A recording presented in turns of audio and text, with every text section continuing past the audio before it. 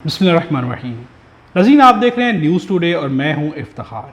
नाज़रीन, तीन बहुत अहम खबरें आपके साथ शेयर करेंगे। बहुत ही अहम खबरें हैं। एक इतनी ज़्यादा अहम खबर है कि जिसकी जानिब मीडिया ने बिल्कुल तवज्जो नहीं की। ये बहुत ही अहम खबर है। फैसल वाडा ने एक प्रोग्राम के अंदर महर बुखारी के साथ गुफ्तगू करते हुए इमरान खान के बेटों की जान के बारे में बात की है। दूसरे अल्फाज में अगर सिंपलेस्ट वर्ड्स में बात की जाए तो इमरान खान के बेटों को इमरान खान के बेटों को मारने की धमकी दे दी गई है। इमरान खान के बेटों की जान खतरे में है। फैसल वाडा ने क्या बयान दिया, हम आपको ये गुफ्तगू सुनाएंगे। ये गुफ्तगू बहुत ही अहम है, लेकिन अफसोस का पहलू यहाँ पर यह कि एक बहुत बड़ी खबर थी, मीडिया ने इसकी जानिब बिल्कुल तवज्जो नहीं दी। लेकिन ये बहुत इंपॉर्टेंट है कि किस तरह की धमकी दी गई है और किस तरफ ये निज़ाम सोच रहा है, ये आपके साथ शेयर करेंगे। इमरान खान के खिलाफ चालें चली गई, सुहेल वराज को लॉन्च किया गया, 3 कॉलम लिखे गए, लेकिन ये सारी की सारी तदबीरें, ये सारी की सारी चालें उल्टी पड़ गई हैं। ये भी हम आपके साथ शेयर करेंगे। क्या चल रहा है, स्क्रिप्ट राइटर से बहुत बड़ी गलती हो गई है, क्या गलती हुई है, ये भी हम आपके सामने रखेंगे। नवाज शरीफ को खून खुश करने वाला पैगाम दे दिया गया है। नवाज शरीफ को यह तक कह दिया गया कि आपकी 4 टांगे नहीं हैं। क्या कहा गया है, क्यों कहा गया है, ये डिटेल्स भी आपके साथ शेयर करेंगे। वीडियो मुकम्मल देखिएगा। अगर हमारे चैनल पर नए तो चैनल को सब्सक्राइब कर लें और बेल आइकन को भी प्रेस कर दें। नाज़रीन, इमरान खान के बेटों को जान की धमकी दी गई है और ये धमकी दी है फैसल वाडा ने। क्या कहा गया है, हम आपको ये ऑडियो सुनाते हैं। ये बहुत अहम है, आपने बहुत ही गौर से सुनना है कि क्या बेसिकली बात की जा रही है। एक भयानक खेल पीटीआई ने उनके लिए भी रचाया हुआ। कासिम सुलेमान के हवाले से किस तरह का भयानक खेल? जैसे अरशद शरीफ का भयानक, अल्लाह ना करे सर। मैं तो आपको सारी बातें कर रहा हूँ क्योंकि मैं पीटीआई का कोर का हिस्सा था और मेरी आज भी पीटीआई वालों से बहुत सारे साथ ताल्लुकात बहुत अच्छे, और मैं अपनी दोस्ती ऑन करता हूँ और उनका ख्याल भी रखता हूँ जिनका मैं रख सकता हूँ। ठीक है, और उसमें मैंने जैसे आज आप नाम ले लें, फवाद का ले लें या जुल्फी का ले लें, जितनी भी उनका आंधी तूफान आ जाए, लेकिन मैं ये तो नहीं क्लेम करूंगा मैं दोस्त नहीं। तो आपने जुल्फी की बात की, जुल्फी ने भी इस हवाले से एक्स के ऊपर पैगाम छोड़ा है कि ये जो आर्टिकल लिखा है इसमें डायरेक्ट थ्रेट है इमरान खान की जिंदगी को। जो आप कह रहे हैं कि उनका अपनी बात है, तो ये किसकी तरफ से आ रहा है वो पढ़ लीजिएगा, आपको क्लैरिटी होगी। क्योंकि मैंने सवाल ये नहीं पूछा था, बट यू ऑब्वियसली आपको ये याद नहीं रहा कि मैंने 1 साल पहले जब आपको कहा था कि पीटीआई वालों से इमरान खान साहब की जान को खतरा है, तो वो आप भूल गई। वो भी तो याद रखे ना, मैंने सब कुछ याद है आपकी बातों का, मगर मेरा ना बहुत हार्ट बीट तेज होगी सर। वो मासूम बच्चे, हर एक के बच्चे मासूम होते हैं, हमारी जिम्मेदारी है। अगर आए तो आप कह रहे हैं अगर वो आते हैं तो हमारी जिम्मेदारी के अंदर हम उनके आगे, आप कह रहे हैं कि उनकी जिंदगी को खतरा हो सकता है। नज़ीर, आपने ये गुफ्तगू सुनी, ये बहुत इंपॉर्टेंट है। वाज़े अल्फाज में अरशद शरीफ की यहाँ पर मिसाल पेश की है। फैसल वाडा ने ये धमकी बहुत ही खुलेआम दी है। इमरान खान के बेटों के बारे में भी कहा जा रहा है कि पाकिस्तान तहरीक इंसाफ के लोगों को मैंने पहले भी वार्न किया था। इमरान खान पर जब कातलाना हमला किया गया था, उससे पहले फैसल वाडा ने एक प्रेस कॉन्फ्रेंस की थी। वाज़े अल्फाज में कहा था कि इसमें खून बहेगा, गोलियां चलेंगी, लाशें गिरेगी, और ऐसा ही हुआ था। इस दफा भी फैसल वाडा ने बहुत ही वाज़े अल्फाज में ये धमकी लगाई है। धमकी कहा जाए, खबर कहा जाए, एक चीज़ बताई गई है, ख्यालात का इजहार किया गया है, लेकिन ये बहुत ही अहम है। किस कदर ज़्यादा अफसोसनाक है कि एक जानिब इमरान खान को भी जान की धमकी दी जा रही है, सुहेल वराज जैसे बड़े सहाफ़ी का इस्तेमाल हो रहा है, कॉलम लिखे जा रहे हैं, वाज़े अल्फाज में भुट्टो की मिसालें पेश करके जान की धमकी दी जा रही है, तो दूसरी जानिब इमरान खान के बेटों को भी जान की धमकी लगाई जा रही है। नाज़रीन, जान की धमकी लगाना अपनी जगह है, लेकिन यहाँ पर इंपॉर्टेंट चीज़ यह है कि इमरान खान के बेटों का खौफ क्या है। इतनी बड़ी धमकी अगर लगाई गई है और फैसल वाडा ने लाइव शो में आकर कहा है कि उनकी जान को खतरा हो सकता है और पाकिस्तान तहरीक इंसाफ के लोगों को उनकी जान को खतरे में नहीं डालना चाहिए, इतनी बड़ी गुफ्तगू क्यों की जा सकती है, इतना बड़ा बयान क्यों दिया जा सकता है? यकीनन इमरान खान के बेटों से एक ही खतरा है कि उनकी आवाज़ की ताकत है। जैसे कि इमरान खान की अपनी आवाज़ की ताकत है या अलीमा खान की आवाज़ की ताकत है, तो वैसे ही इमरान खान के बेटे इस वक्त बहुत ही ज़्यादा रेलिवेंट हैं। उनकी आवाज़ की अपनी एक ताकत है। उनकी आवाज़ न सिर्फ पाकिस्तान की आवाम सुनेगी, कारकुनान सुनेंगे, बल्कि उनकी आवाज़ इंटरनेशनली भी सुनी जाएगी, चूँकि बहुत ज़्यादा रिकगनाइज्ड है। उनकी अपनी वर्थ है, उस वर्थ के ऊपर उनकी आवाज़ से खौफ है। यही खौफ इमरान खान से है। उनकी अपनी एक वर्थ है जिसकी बुनियाद के ऊपर निज़ाम थर थर कांपने लग जाता है। जितनी बड़ी धमकियां दी जाती हैं, चालें चली जाती हैं, लेकिन अगर गौर किया जाए तो निज़ाम ने भरपूर कोशिश की है।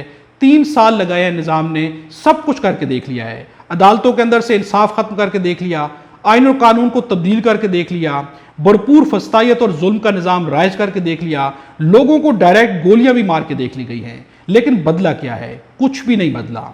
एक बयानिया भी कहीं पर काम नहीं कर रहा। दुनिया के सामने भी जब बयानिए रखे जाते हैं तो इमरान खान के बयानियों को दुनिया भी वैल्यू देती है। क्यों वैल्यू दी जाती है? नाज़रीन, किसी भी इंसान के किरदार के बारे में अगर बात की जाए या किसी भी इंसान की ज़ुबान की वर्थ के बारे में बात की जाए, तो इंसान की ज़ुबान की वर्थ सिर्फ अल्फाज नहीं होते।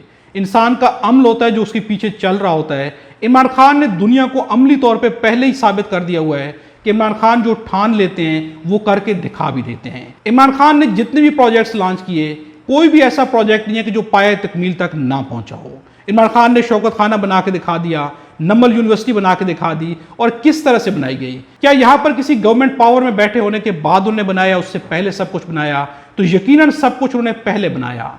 कौम को वर्ल्ड कप दिया तो किस बुनियाद के ऊपर दिया? अपनी स्ट्रगल, मेहनत की बुनियाद के ऊपर दिया। ये सारी वो चीज़ें हैं कि दुनिया जानती है कि अगर ये शख्स ठान लेगा तो करके दिखा देगा। और ये वो वर्थ है जो इमरान खान के पास प्रैक्टिकल है, सिर्फ अल्फाज नहीं है। दूसरी जानिब अगर देखा जाए तो सबके पास अल्फाज हैं। मरियम नवाज हों, शहबाज शरीफ हों, नवाज शरीफ हों, जरदारी हों या बाकी लोग हों, इनके पास अमली वर्थ क्या है? ये सब कुछ तब करने के वादे करते हैं जब इनके पास इख्तिदार हो, जबकि इमरान खान ने अवामी खिदमत बगैर इख्तिदार के की है। ये वो वाहिद पहलू है कि जिसकी बुनियाद के ऊपर जहां पर इमरान खान की अपनी जुबान की वर्थ है, वहीं पर अलीमा खान की जुबान की वर्थ है, वहीं पर इमरान खान के बेटों की वर्थ है। और इस वर्थ का खौफ इस कदर ज्यादा है कि जान से मारने की धमकियां दी जा रही हैं। नज़ीर, सुहेल वाइच भी फ्लॉप हो चुके हैं। यहां पर सबसे ज्यादा अफसोसनाक बात यह है कि सुहेल वाइच ने क्लेम किया, आर्मी चीफ के साथ मुलाकात के बाद यह क्लेम किया गया कि आर्मी चीफ का कहना है इब्लीस ने माफी नहीं मांगी थी तो शैतान करार पाए, और जिन्होंने माफी मांग ली थी वो फरिश्ते करार पाए। हालांकि बात यहां पर माफी मांगने की नहीं थी बल्कि सजदा करने की थी। इब्लीस ने सजदा नहीं किया तो इब्लीस बन गया, और जिन्होंने सजदा किया वो फरिश्ते थे, फरिश्ते बन गए। यहां पर बात सारी की सारी ये है कि इस बयान को अब ऑन करने से घबराया जा रहा है। सुहेल वाइच ने कहा कि यह बयान आर्मी चीफ ने दिया है, जबकि फैसल वाडा का कहना है कि आर्मी चीफ इस तरह का बयान नहीं दे सकते। सुहेल वाइच की ये जाती राय है, जाती गुफ्तगू है। यानी कि सुहेल वाइच ने 3 कॉलम लिखे, वो सारे के सारे स्क्रिप्ट, वो कॉलम्स, वो सारे के सारे फ्लॉप हो चुके हैं। कंपनी खुद, ताकतवर खुद, यहां तक कि फैसल वाडा उन चीजों को मानने को तैयार नहीं है, क्योंकि ये चीज मानी नहीं जा सकती। यहां पर अगर इब्लीस की मिसाल पेश की जाएगी तो मद्दे मुकाबिल अगर देखा जाए तो वहां पर मिसाल किसकी आएगी? क्या दूसरी शख्सियत खुदा बनने की कोशिश कर रही है? और अगर ऐसा कहीं पर भी शायबा भी आ जाएगा तो यकीनन अगली शख्सियत की वर्थ बहुत ज्यादा जीरो हो जाएगी। इसलिए इस बयान को नहीं माना जा रहा।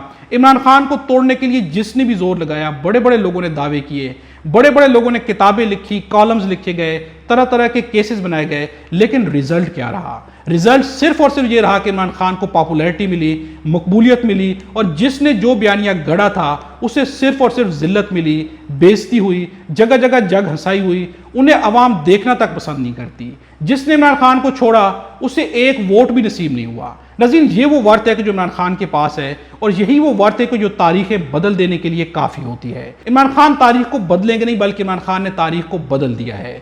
76 साल का निज़ाम बेनकाब हो चुका है। क्या सच है, क्या हकीकत है, सबके सामने आ चुकी है। इससे बढ़ के तारीख को क्या बदला जा सकता है? नज़ीर, आखिर में एक चीज़ आपके सामने और रखेंगे।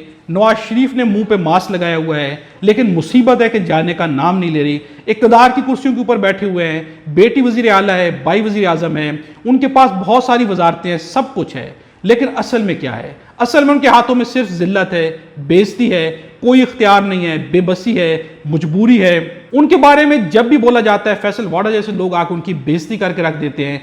उनके बारे में फैसल वाडा का कहना है कि 4 टांगे नहीं है नवाज शरीफ की, कि नवाज शरीफ को छोड़ दिया जाएगा।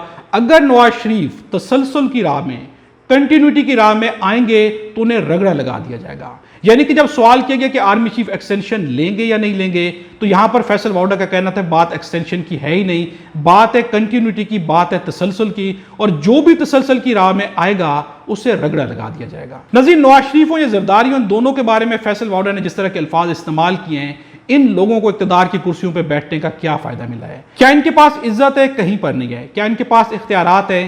कहीं पर भी नहीं है। नज़ीर, ये फर्क है फॉर्म 47 के पीछे खड़ी अवाम के मैंडेट का और फॉर्म 47 के ऊपर ऐसे इक़्तिदार का जिसके पीछे अवाम का मैंडेट नहीं है बल्कि डाका डाला गया है। आपको किसी ने वो जो है मैंडेट दे दिया है, किसी और की चीज़ आपकी गोदी में डाल दी गई है, इसलिए आपके पास ना तो इख्तियार है ना आपकी इज्जत है। जब चाहे आपको जलील कर दिया जाता है, जब चाहे आपको सुना दी जाती हैं, आपकी 2 टांगों को 4 टांगे कह दिया जाता है। नवाज शरीफ के मुंह पे लगे हुए मास्क के पीछे बेबसी है, एक ऐसी बेबसी है कि नवाज शरीफ को साफ नजर आ रहा है कि 30 साल की सियासत डूब चुकी है। इक़्तिदार की कुर्सियों पर तो बैठे हुए हैं, लेकिन अवाम की नफरत बता रही है कि इनके हाथों में कुछ भी नहीं है। नज़ीर, एक छोटी सी बात आखिर में आपके सामने रखेंगे, हक और बातिल के अंदर फर्क क्या है? हक और बातिल के अंदर जो बुनियादी फर्क है, हक के पीछे आपकी अकेली ताकत नहीं होती, बल्कि एक ऐसी ताकत है कि जो असल ताकत का सरचश्मा है वो आपके साथ होती है और बंद दरवाजे भी आपके लिए खुल जाते हैं। लेकिन आप बातिल पे खड़े होने के बावजूद दुनिया की सारी ताकत भी रख लें तो आपके पास कुछ भी नहीं होता। इवेंचुअली आपका जो एंड होता है वो सिर्फ और सिर्फ जिल्लत होती है, सिर्फ और सिर्फ आपकी तबाही होती है, आपकी नाकामी होती है। शिकस्त फाश किसको मिलने वाली है, किसको मिल रही है, तारीख में सब कुछ नोट किया जा रहा है। तारीख सबसे बेहतरीन फैसले करने वाली है और तारीख ने हमेशा बेहतरीन फैसले किए हैं। आप क्या समझते हैं, कमेंट्स में ज़रूर बताइएगा। वीडियो अच्छी लगे तो लाइक भी ज़रूर कीजिएगा। खुदा हम सबको और हमारे वतन पाकिस्तान को अपनी हिफ्ज़-ओ-अमान में रखे।